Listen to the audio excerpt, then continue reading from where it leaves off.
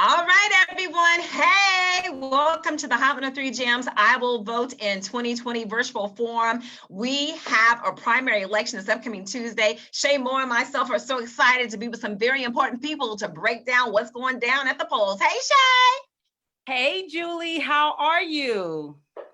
Wonderful. You know, I'm a political nerd, so I'm excited. This is definitely right up your alley. We're going to have 4 segments that is going to answer the questions of a lot of folks who are wondering what they should do when it's time to walk into their polling place next Tuesday. But before we begin, I'd like to acknowledge the life of a man who was responsible for the Civil Rights Act of 1964, due in part to all of the things that he did. Mr. John Lewis, of course, he was funeralized today at Ebenezer Baptist Church in Atlanta by former President Barack Obama. Yes, it was an amazing celebration of life. And, you know, voting is so important, and it's something people sacrifice their lives for. So we can't just brush it off like it's not important. So let's get this party started. We're going to introduce our panel. First, I'd like to introduce my friend, Michelle Watley. She's a political strategist, and she is the founder of Shirley's Kitchen Cabinet. She is an advocate for voices. Hello, Michelle, and thank you for joining us.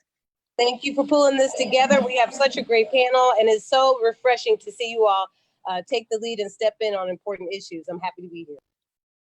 I'd like to introduce at this time Michael Mahoney, an award-winning political reporter for KMBC TV. He's been reporting about voting on both sides of the border since 1982, so he knows everything. Hey, it's great to be here. I'm really honored to be on this. I'm traveling in some fast company here, so I'll try to keep up.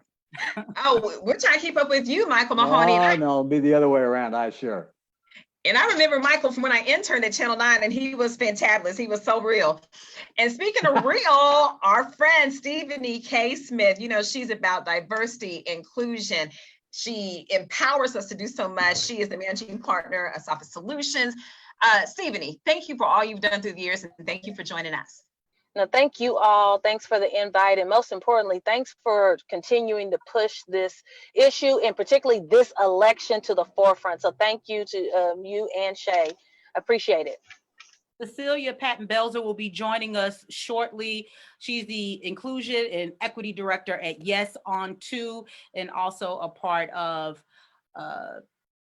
Missouri Jobs with Justice, and she'll be joining us shortly. And our final guest, I got to meet this lady via phone a few weeks ago, and she is phenomenal, an advocate for joining together on racial equity for all. It is Tony Gates, a business owner. She's worked in nonprofit, and she started Races United to empower people to advocate for equity across the stage. Hey, Tony. Hi, sorry. Thank you so much, Julie, for having me. I'm so excited that we're doing this together and just showing up for this. This is so important. So I'm glad to be here, and I got my notes. I'm not going to miss anything. I'm ready to go. All right, so Shay. On this first segment, we're going to be talking about the importance of voting. So we'll have Michelle and Stephanie on this first segment. According to rightquestion.com, the lower the income level of potential voters, the less likely they are to vote. The higher the income, the more likely they are to vote. Why do you think that is, Stephanie? You know, so often I think there's these false positives that are alluded to, meaning that sometimes we associate people that may be experiencing poverty or on the lower spectrum of the socioeconomic as not caring. And I don't think that's it at all. Matter of fact, it is those of us that deal with meager income or meager dollars that we are really interested in how things are working. But it really comes down to some of the things that we'll even talk about later that have to do with voter suppression and just the access to voting, the amount of time that the polls are open, and being able to get time off from your job, especially if you are working time shifts that your employer perhaps doesn't make, or you don't know to advocate, or you don't know how to advocate for how to get yourself from your job to the polls. So I think it's a collection of things, and that's part of, I think, overarchingly what has continued to create a dividing line in equity. And so as we think about what are ways that we can counteract that? What are the antidotes to those methods or to those barriers? I think that's when we really begin to open up the doors and really be able to live fully in the right that we should all hold privileged into our heart, which is voting. Michelle, that same question to you. Why do you think that it seems as though lower income don't vote as much, and the higher the income, the better the likelihood of voting? I think Stephen Lee did a great job of really encapsulating what the problem is. And the problem is access to voting. This country only votes at a rate of 50 to 60% during a presidential election. So that means that the barrier to voting, and let's think about what those barriers are. You have to get up in November on a Tuesday. You have a very limited time frame to get to your voting location. You may get there and there may be a line. You may have an issue with the identification. It's in the winter. You've got to be at work. You got to drop off the kids at school. There are so many barriers to getting to the ballot box that I think that people with lower incomes find the barriers to be too hard to surmount at times, but they're too hard to surmount for people who have means. I think that when you look at countries where access to the ballot is easier, in countries where voting booths are in the grocery store, or you can vote by mail, or you're automatically registered to vote, you see higher participation. In states here in the United States, where you're able to get your driver's license and register to vote at the same time, or you're able to register to vote and vote on election day, you see an increase in participation. And that participation does not slide in favor of one party or the other. When there's increased participation, it benefits both parties.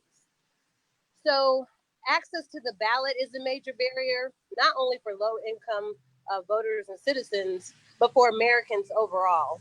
And so we've got to figure out ways to make it easier for people to participate in the democracy that they are privileged to engage in as Americans. That's a privilege that comes with being an American. And it's a right that we should all be able to exercise, regardless of our income levels and other obstacles that have been put before us. Can I jump in for a Mike second? Mahoney. Yeah, go ahead, Mike. This is really important. It's going to be really important this year. This access to voting. Here's a couple of solutions. Number one, in Missouri, go to advanced voting. People don't have to vote just on one day. They make it very difficult in the state of Missouri to vote. And why is it on a Tuesday? Well, it's on a Tuesday because in the middle of the 1800s, it's when the farmers came to market that day. Well, it's not like that anymore. Missouri needs advanced voting. I think our election days ought to be on Saturdays so that we don't have this hassle about people having to take off work. There should be advanced voting. You know, over in Kansas, and I know we've got listeners on this, there are people that have already voted in that because they can. And there'll be people that vote this weekend because they can. In Kansas, their Secretary of State's office says they have had over 300,000 people send a letter in and request an advanced ballot. And they've sent out thousands of them. The year that everybody is most compared to this to is 2016 because it's another presidential year. They have had 7 times more requests for advanced ballots than they did in 2016. 7 times more. And they've had 6 times more returned already. The state of Missouri needs to have advanced voting. It needs to be easier and it needs to be permanent, not just this year. It needs to be always easier for people to vote.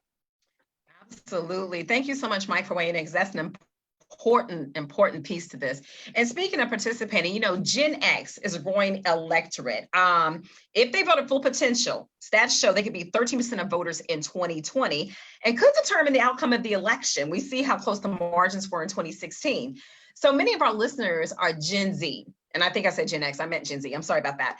And feel like their votes don't count. How can we encourage them? And I'm going to kick this first to you, Michelle, because I know you work with voter advocacy. How important is it for Gen Z to vote? And then, you know, Steve and Mike, feel free to weigh in. Yeah, the importance is, I don't know that I could overstate it, because the decisions being made in the voting booth today are going to impact that generation for decades. It's very difficult to overturn legislation once it's been enacted. It's very difficult to take an elected leader out of their seat if they don't advocate in the way that the people feel that they should. And so proactive democratic engagement through voting becomes even more important, whether it be on local issues or in presidential national races. When we talk about student loans, when we talk about access to healthcare, when we talk about the very issues impacting Kansas Cityans today, local control of the police department, all of those decisions are made by those who are elected in office, those that you either had a say in getting into office or you had a say by a no vote because you sat at home and you didn't make your voice heard. So when you don't vote, you're putting in a vote, and it may not be for the person that you want in office or has your best interest in mind and at heart. And so, again, all of the issues impacting Gen Z generations are being decided today. And so if you want to have an impact and say what happens to you and your family 10 years from now, you need to be active and engaged today. All right, Stephanie, we'll go to you before we go to Michael, because we know you have that graduation, and congratulations to your family. Yeah. Thank you so much. And I have a Gen Zer right there, as you can see, and thank you all. We're on our way to the third graduation. But you know, we have learned so much already from this powerful generation. You know, whether you call them Gen Z or the TikTokers, I think they already recognize the ways that their powers can really influence and shape. We saw it down for the Tulsa rally that happened, where they activated themselves and purchased tickets. And so I think the knowledge is there. And what I've been learning from this generation is that there's a lot of different ways to move. What I think, you know, to move the impact this election and just the world around them. We also saw many Gen Zers activate themselves than what is happening now every day on the street. And so I guess my message to Gen Zers is just continue that activity to the ballot. We're seeing so much activity in and throughout in all the various ways that this generation has been able to create power. The encouragement is that voting is still a very relevant part of the process. And while you are still advocating and doing it in your own way through social media, through through protesting, through standing up and speaking out in your classrooms, make that additional step into the ballot, because it is extremely important. And like I said, not only can that be a message from the our generations to the Gen Zers, but we also can learn a lot from what Gen Zers are doing and how they're making a difference in the world today. Absolutely. Thanks, Stephanie. Mike Mahoney. A couple of things, and that was right on the button. You hear a lot of time people say, well, it doesn't make any difference about who I vote for. And without putting too much of a political context on this, if you just go back to 2016, there was a big difference between Hillary Clinton and Donald Trump. There'll be a big difference between Joe Biden and there'll be and Donald Trump. And more to the point, especially with young voters, they go, all right, I know about Trump, I know about Biden, blah, blah, blah, blah. On Tuesday, there's going to be a lot of other votes and people on the ballot, and they're going to be a lot closer to us than the president. For the sheriff, the state representative, in a city council election, your councilman, your mayor. Man, those are the people that affect the streetlights in front of your house. Those are the people that make the decisions about whether or not the garbage gets picked up, or if the snow plows around in the winter, or how the cops handle themselves. It's those local elections that hit us in our front doors, and that's where people have got to make sure that when they vote, and everybody should vote, make sure you vote all the local races too, because that affects you directly. Yeah. Well, and just to add a finer point to that from a political operative stance, when people say their vote doesn't count, I remind people that political campaigns spend billions of dollars to get your vote. If it didn't count, Bloomberg would not have spent the money that he spent in this election. Tom Steyer would not have spent the money that he spent. By the end of it, between Bernie and Biden and Kamala Harris, all of these candidates, billions of dollars would have been spent convincing you that they're the best candidate for you. And if your vote didn't count, again, where is that money being spent and why? And so for someone like me who sits on that side of this work, if you don't vote, we don't even, as operatives, campaigns don't bother reaching out to you. We don't know you exist. When we go through and figure out who are the voters we need to be talking to and spending our resources on to convince, that is based on your voter history. You deserve to be courted for your vote. You deserve to have candidates fight for your vote, and you deserve to have candidates expend resources to show you why they're best qualified. And if you don't vote, you're left out of that equation. You're almost invisible to operatives and campaigns. Wow, thank you for that point. Go ahead, Shay. So Stephanie, we're going to wrap up this segment with the Voting Rights Act of 1965. Of course, the Supreme Court gutted it in 2013. How do we address voter suppression with that taking place? Yeah, and Shay, thank you for recognizing our beloved John Lewis and the work. I think it is so on point that we're having this conversation as we have memorialized him today. And so I just want to recognize that great icon and legend and Fiskite, graduated from Fisk University, my alma mater. Shout out to HBCUs. But you know, I think that's the key. One, that this has a name, and that the outgrowth of gutting this act was voter suppression. And we talked about it a little earlier about the importance of us acknowledging that, and then also knowing what to do. And so thank you to Mike. He laid out, you know, what can we do on the Missouri side that advance voting and how we need to advocate, and then what can happen on the Kansas side.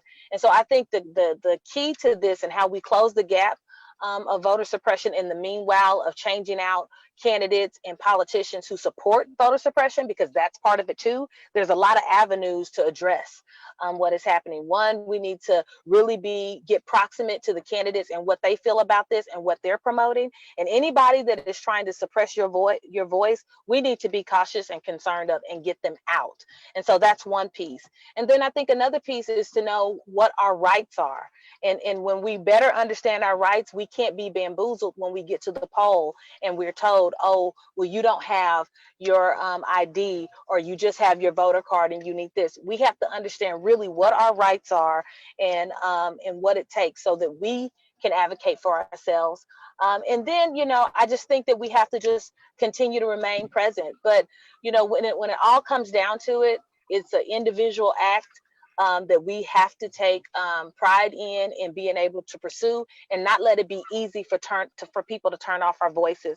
Because for sometimes and for historically, the tactics have been to just create barriers and make it just hard enough that people say, man, forget about it. Yeah. And then we begin to say things like, well, my vote don't matter anyway. But the truth is, we know that our vote has great value, and that we should not let anybody stand in the way. Think of it as if it is you going to go cash your check. You're not going to let anybody stop you from cashing your check. And that's really what a vote is like, because it does equate to power and access and helping us be able to live in a just world, in a just country, and in a just state. So we've got to overcome those barriers. All Thank right. you, Stephanie. Thank you. So at this time, we're going to take a look at some of the races with Mike Mahoney. You've got your eye on the Sunflower State right now. Let's begin in Kansas. Sure. The biggest race in our area, and to be honest about it, the biggest race in America right now, this weekend, is the Republican primary for the United States Senate over there. The Senator, Pat Roberts, has been in for a long time. He announced his retirement some time ago, and there are actually, I believe, 11 candidates that are in that race, but there are 4 that are running major campaigns. There's a congressman from West Kansas by the name of Roger Marshall. He's a doctor, an OBGYN. There's a gentleman who used to be the former Secretary of State of Kansas, Chris Kobach. There's a guy that has been advertising, and people have seen him all over Kansas City for years and years, Bob Hamilton. He sold his plumbing business, and now he is spending a lot of his own money in this race. And then there's another guy who used to be a Johnson County commissioner by the name of Dave Lindstrom. They are all, excuse me, they're all active candidates going around the state and all trying to vie for votes for the Republican primary. The election is on Tuesday. The advanced voting has been underway and will continue tomorrow and on Saturday and on Monday, and then at the polls on Tuesday. This is the race this is the seat that the Republicans have held in the state of Kansas in the United States Senate since the 1930s. And these guys are vying to be the next United States Senator. They are all very loyal to President Trump. They make a point of trying to almost outcompete one another in their loyalty to President Trump. They are all pro-life candidates. They are all conservatives, and they are the main Republicans. The woman that is the Democrat in this race and doesn't have any serious primary opposition is a doctor from Johnson County by the name of Barbara Boyer. And she has attracted the attention of a lot of Democrats that have given her millions of dollars of money, $7 million worth of money, because they think, the Democrats think, that Boyer is potentially attractive enough that whomever comes out of this primary for the Republicans on Tuesday, that the Democrats have a shot at winning this Kansas seat. And $7 million in Kansas, where you spend money on these small radio stations out in the central and western part of town. You know, the old line in radio, as you know, is $1 a holler. It's cheap. So that's one of the very biggest races. The other big one in Kansas, right in our area here, was also a Republican primary to take on the Democrat Sharice Davids, who won the seat for Congress 2 years ago. There are several people involved in that. Amanda Adkins is one, another woman by the name of Sarah Hart-Weir, another woman by the name of Adrian Foster, and a gentleman by the name of Mike Beeler are all running very active campaigns. They are also all very conservatives, very conservative candidates. They also all express loyalty to a large degree to President Trump. The winner that comes out of this on Tuesday will face Sharice Davids in the fall in the campaign. Those are a couple of the races that I'm watching closely. There is also a very interesting race involving the Eastern Kansas district congressman. The third district is basically Kansas City Metro on the Kansas side. The second district wraps all the way around the rest of Eastern Kansas. The congressman out there, Steve Watkins, was elected 2 years ago. He is now facing 3 felony charges for vote fraud. He has been challenged in the party by 2 other Republicans with some credentials, the state treasurer, Jake LaTurner, and a fellow by the name of Dennis Taylor, that used to be in Republican politics and Republican Kansas government. The winner of that will face the Democrat, who doesn't have much opposition, and she is the mayor of Topeka by the name of Michelle de la Isla, and she has attracted the attention of some national Democrats about potentially taking over those seats. Those are the big national races I'm focusing on, but there's a good race for Jackson County Sheriff between Mike Sharp and Darrell Forte. There's a race for the DA for Wyandotte County. That is a big one. And then there are a number of state legislative races here in Kansas City that are also contested. Thank you so much, Mike. I knew you would break it down for us. And Michelle, you've been on the ground doing a lot of work as a political operative. You know, Mike touched on the Kansas races. I know that you're looking at some things in Missouri. Is there anything, particularly for Missourians, that you believe that could cause a higher turnout than usual this upcoming Tuesday? And then we'll let Mike weigh in too. Great segue and lead into healthcare for all. That will be on the ballot in August, on August 4th, Tuesday, August 4th. And Missourians will have the chance to vote on whether healthcare will be expanded to all through a ballot initiative that was originally supposed to be on the ballot in November, but was moved to August. I don't know that that will deter people from coming out to vote while it's been moved up.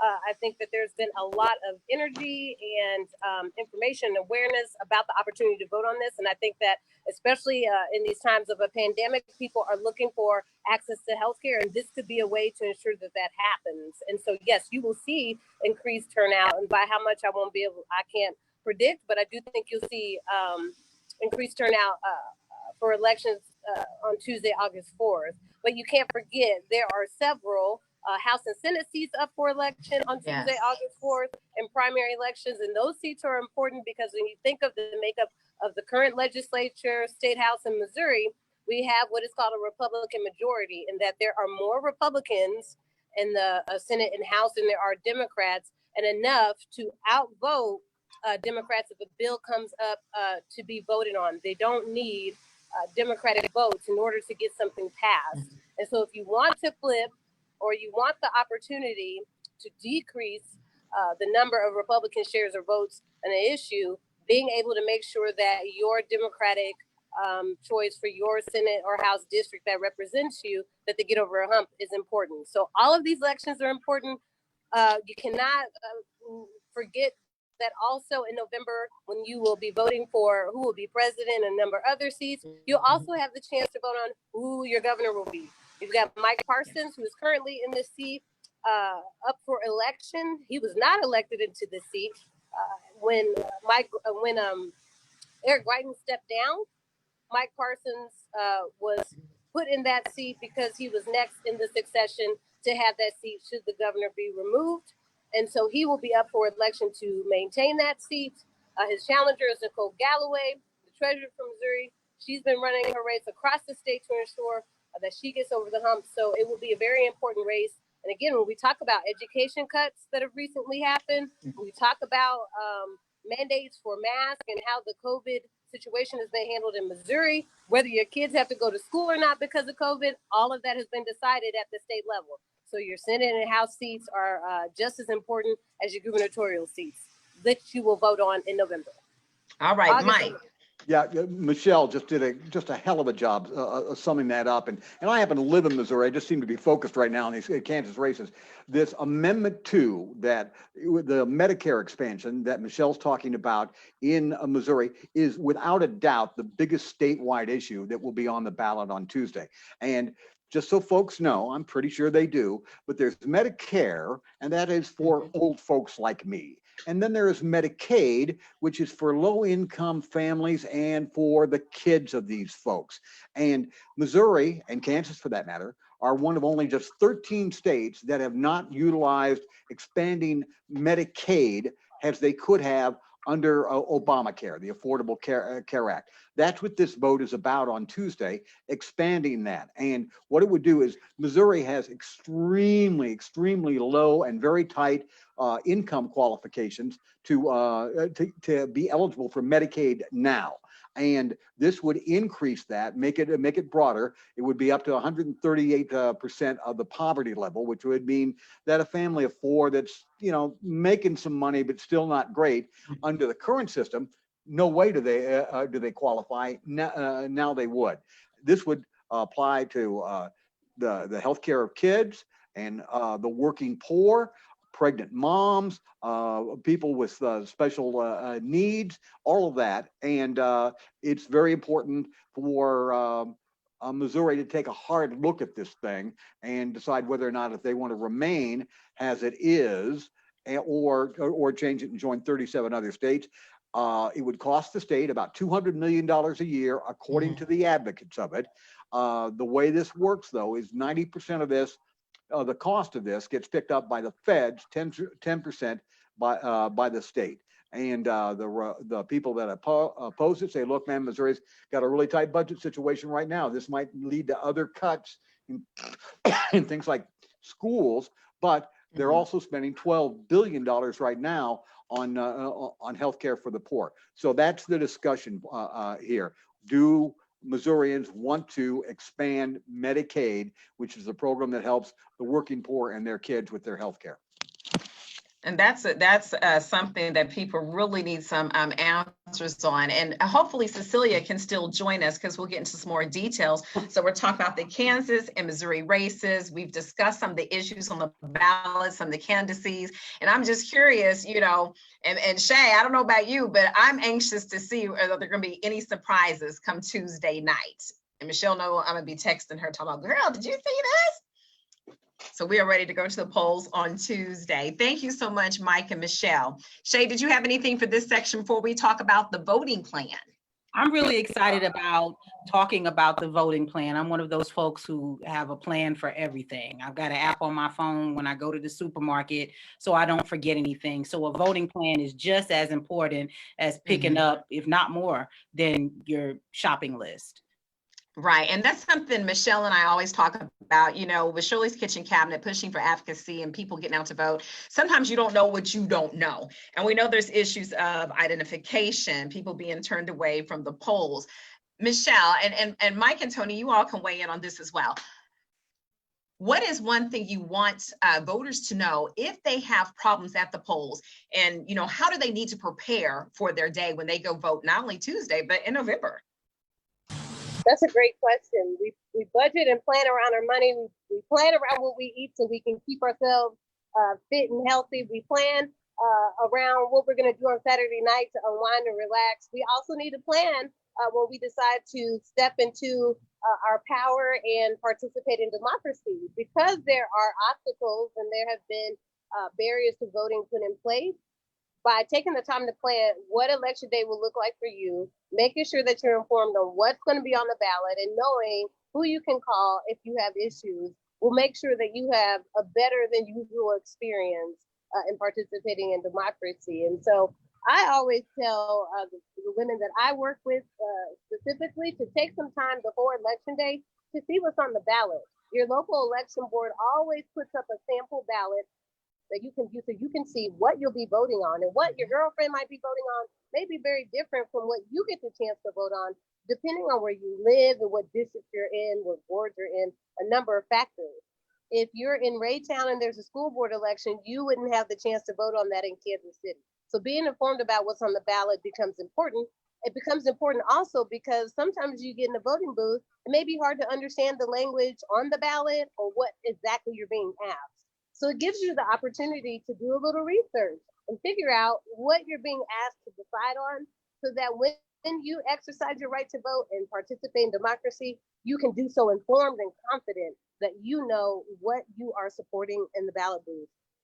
Because election day is usually on a Tuesday, the polls are open from, in some states, 6 to 7 or 7 to 7. You have a very limited amount of time to get to the polls. And those of us that have to work all day at an 8-hour shift, that only gives you anywhere between 2 to 4 hours to cast a ballot. And so making a plan with your employer, a number of employers allow their employees to get up to 2 hours paid to participate in democracy and vote.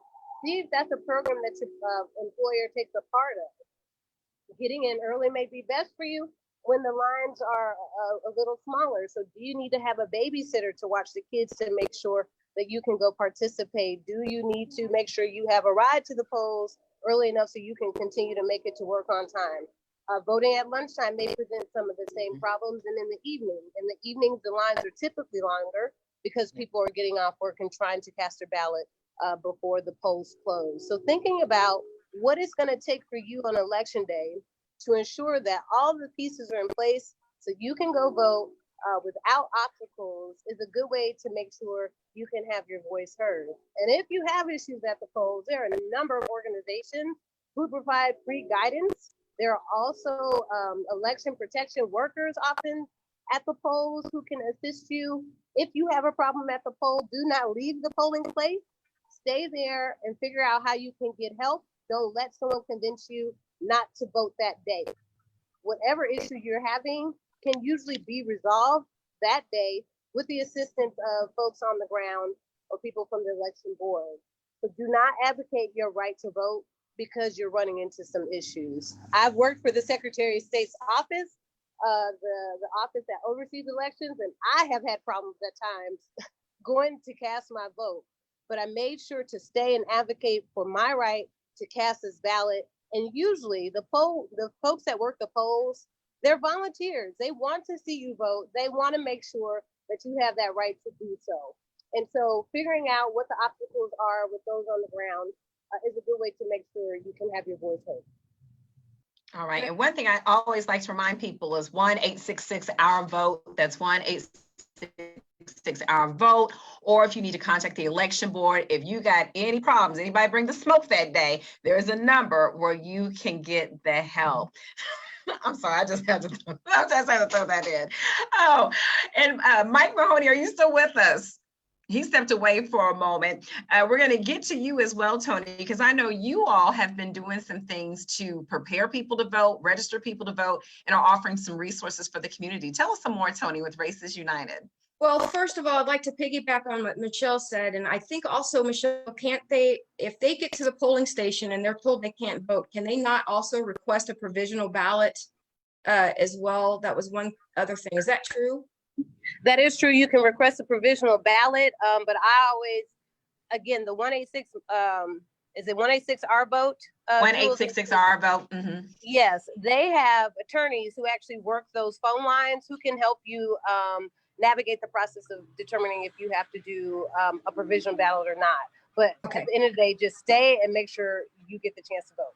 I would also add that folks should also look ahead and make sure you know exactly where your polling station is, because a lot of those have been changed, and you don't want to get there and have that difficulty, which is also a part of this voter suppression that's also happening. What we're doing for the next week is we're offering COVID compliant rides to the polls as a way, again, to cut down on any barriers or anyone might have to voting.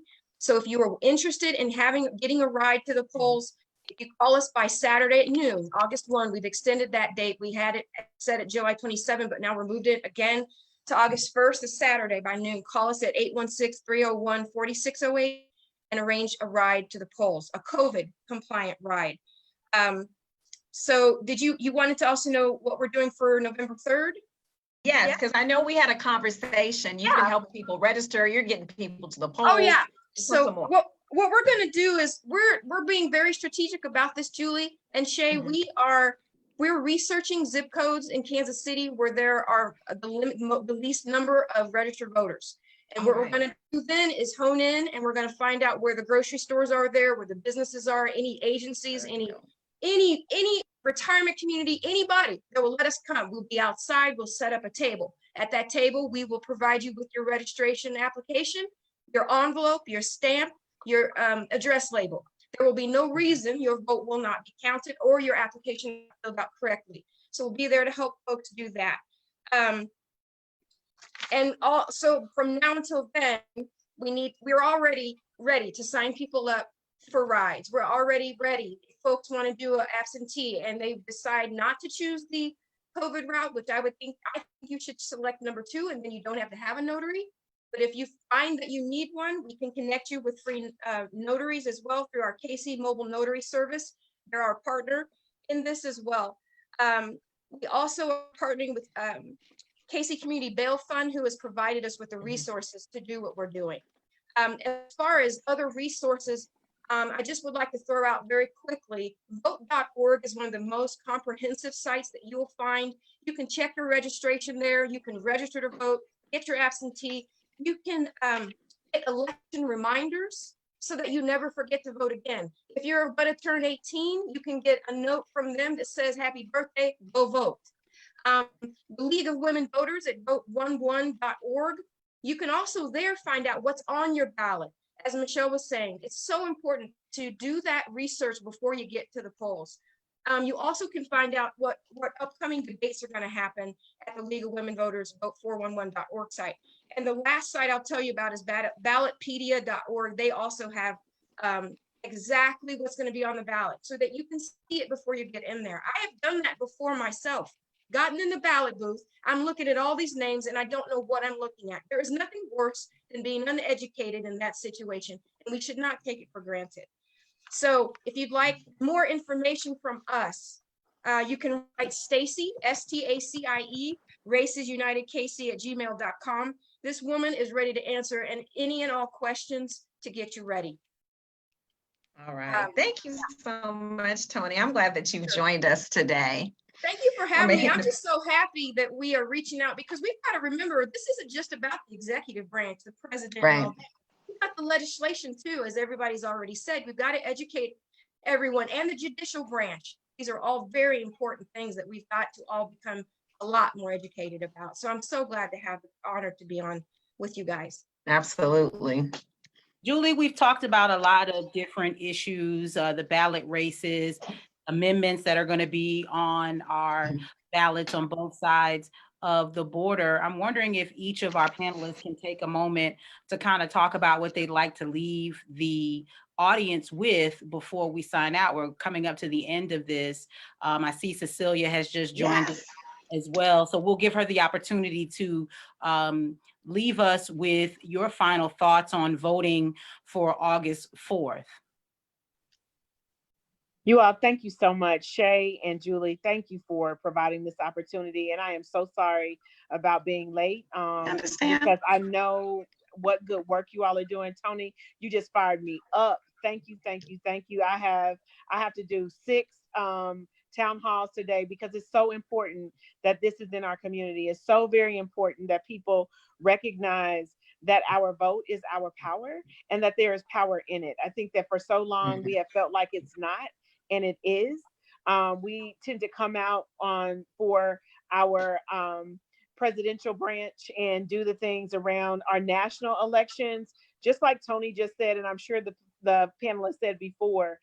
Our legislative branches right here in our state are the things that really can change our lives on a daily basis. And with that, I would love to share with you all about Medicaid expansion in our state. We know that when we expand Medicaid by voting yes on Tuesday, that we are going to be opening the way for nearly 300,000 Missourians who do not have health care currently. 50,000 of those are African-American people. Another 18,000 are Latinx folks. So this is going to affect our communities. These are ways in which our communities, people that go to work every day, because 75%, that's 3/4 of those folks who will be expanded into Medicaid are working people. At least one person in those families are working. So let us dispel this myth that this is for lazy people and an extension of welfare, and it's for folks that are not feeding into our state. That is untrue. It is for people who are doing jobs where they have to make a choice between healthcare and rent, healthcare and utilities, or healthcare and putting food on their table. It's people that have to use the ER, the emergency room, as the way they go to the doctor. And what we're saying is that there are 37 other states that have expanded Medicaid since it was able to be expanded in 2011 with the Affordable Care Act. And we want to be that next state. We know it's beneficial for our state. It's going to be an economic boom to our state. It's already being taken out of our taxes. $1.8 billion each year goes to the other states that have already expanded from our tax dollars here in Missouri. So why not take those tax dollars and feed it back into our citizens, especially our urban core African-American citizens right here in Kansas City and St. Louis, so that they can have better lives, so they can be healthier, not only physically, but mentally, emotionally, and psychologically, so that they can show up and do good things for themselves, so they can show up and engage in the betterment of their lives for themselves and their children and their families. And so, it's so important for us to utilize our voice. I don't want to sound like my grandmother and say, you don't know how many people did whatever they did so we can vote. But I'm going to say, you don't know how many people did whatever they did so they can vote. We have an example of that who we just laid John Lewis to rest today, who said, make good trouble, necessary trouble. Good trouble and necessary trouble is voting, especially when we know our opponents and our enemies are trying to suppress our ability to vote every day, trying to suppress our ability to vote. So it must be important, and it must be something that can change our lives. Thank you, you all. Thank you, Cecilia. We know Michelle has got to do some more political advocacy work in this evening. We'll let you, we'll go to you, Michelle, and we'll go to Mike and then Tony as well. Yes, I think that this has been phenomenal. Again, it is a great example of how just regular people who do not have political science degrees or not political consultants or wonks, can come together and have an educated discussion about the very things that impact us. I'm inspired. I hope others watching are inspired to make sure to activate and engage in democracy. And I think that one of the things that we tend to glamorize is that voting will lead to all of the changes you want to see. And if you get one of your, favorite candidates elected, they're going to be able to go into office and wave a magic, political wand and make everything change for the better for you. And I think we have to be more nuanced and honest about how democracy works. It's a machine that takes regular care and engagement in order for it to work well for us. So voting is simply the first step, but it's the most important step. You cannot change the world around you through policy and politics if you don't vote. But voting is not enough. Staying informed, staying engaged, making your voice heard with those that you vote for is how you actuate change, is how revolutions have been won, is how the civil rights movement led to the gains that we have today. It was John Lewis marching across that bridge and then running for office, right? That has led to all of the advances that we've seen as it relates to voting rights and civil rights. And so we've got to be willing to be in for the long haul. It's not enough to just vote, but voting is the place to start. And your vote matters, and what you do afterwards to hold your elected officials accountable once they get into office matters. Again, no elected officials will be 100% what you want, right? But we need to make sure to get the right ones in office and hold them accountable for what you do want when they get there. So again, this has been amazing. Thank you, Julie. Thank you, Shay. Thank you to all the panelists in Hot 103 and everybody that did all the work to pull this together in such an important time. And last but not least, go vote on Tuesday, August 4th. Yay! Thank you. So we'll defer to Mike Mahoney now for your last thoughts that you'd like to leave the folks that are watching this. Well, number one, I want to ratify everything Michelle just said. Number two, I want to thank this radio station, Hot Jamz 103, for doing what radio stations should do all the time: be close to their people, be close to their listeners, be close to their communities, and do things like this. And I hope it pays off greatly for the station, because this station does this all the time. This is not the exception. This is the rule, and you should be proud of it. The other thing I want to tell you real quick is I've had the good fortune to cover a lot of politics over my career, and I'll tell you my favorite story. My favorite story involves being either in Iowa during the first caucus of a presidential year, or in New Hampshire on the first primary election. And what I do is I stand back, and I always take 3 or 4 minutes and simply watch people in line while they're getting ready to sign in to be part of the caucus or sign in to register to vote. And each one of these people know, Julie and Shay, exactly what they're doing. They know that their vote in an Iowa caucus or a New Hampshire primary or a South Carolina primary has an inordinate amount of influence. They're representing hundreds, sometimes thousands of voters and their wishes on it. And they know very well how important and how influential they are. And I find it to be far more patriotic than watching fireworks or having a barbecue or something like that. Like the people that have been out on the streets on the social justice movement. This sort of stuff is patriotism. That's patriotism. It's not a flag on your lawn. It's being involved in the government and taking your part because you have a shot at being part of it. And so people need to vote. They always say this is the most important election. Well, it always is the most important election because it's the election right now, and people need to cast their vote. And if you can't do it on Tuesday, make sure you register so you can do it in November. Because it's very important that you vote. And thank you for having this discussion. This is really important, and I hope it's been important to the viewers. All right. Yes. Thank you. We'll be talking to you again before November. Know that. I'll be happy to be there. And lastly, Tony Gates, Racists United. What is some final words that you would like to leave with our listeners, our viewers right now to encourage them to get out and vote? You know, I don't know how I'm supposed to top everybody else what they've said. All I can say is if you like the way things are going, if you like what you're seeing, then you can just ignore everything we've said today. I said this last time I was on, I'll probably say it again in November. If you like it all, then don't do anything. Stay silent. But if you are tired, if you are sick of seeing the things you're seeing and hearing, and you want to make some change, as Michelle said, it won't do everything, but you have to start with this. You have to. I don't know any other, I have no other words to say. I'm thinking of John Lewis, I'm thinking of Selma. And we must do this. Ooh, Tony got me emotional. Shay Moore. Me too. I'm just thankful that all of our panelists agreed to be a part of this. Every last one of them immediately said yes. And with that sort of energy, I think that this will show up and it will resonate on Tuesday when both sides of the border will be headed to the polls to voice their concerns, their opinions on things. Thank you, Julie, for always being the political nerd at the radio station.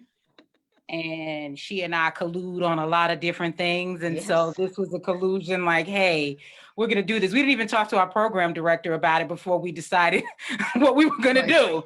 Right. We're Always doing ask this. forgiveness, never ask permission. Always That's ask right. forgiveness. That's right. So thank you to all of our panelists.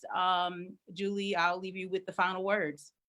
Okay, before I wrap up with my final word, Tony, I want to make sure I have the number correct. If people want to call for a ride to the polls, 816-301-4608, and they need to call by Saturday. Is that correct?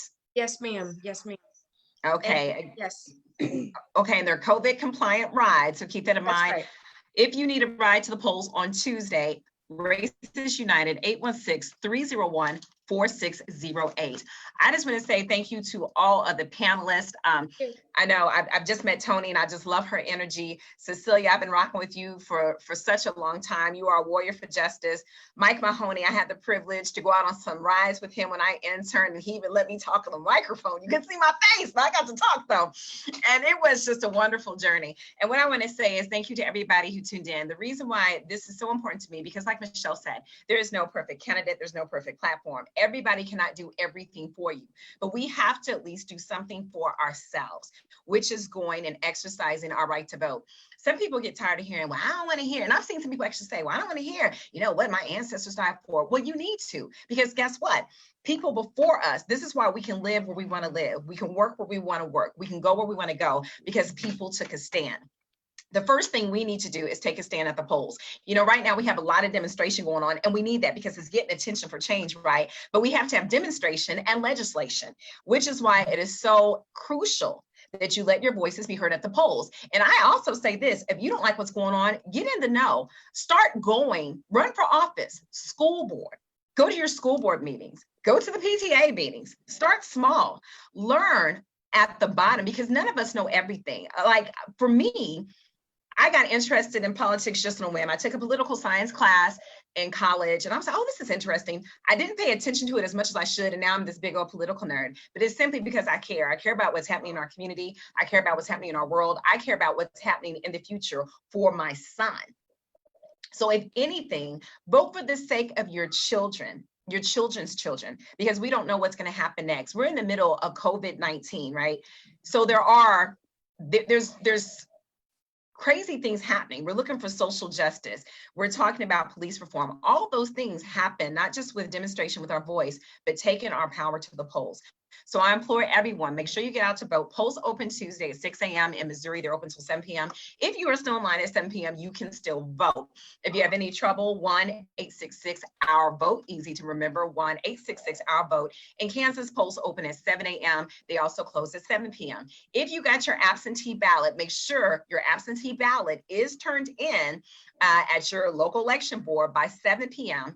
Also, if you are mailing your ballot, now it's too late to request a mail-in ballot this go round for Tuesday. You can do that for November the 3rd in Missouri.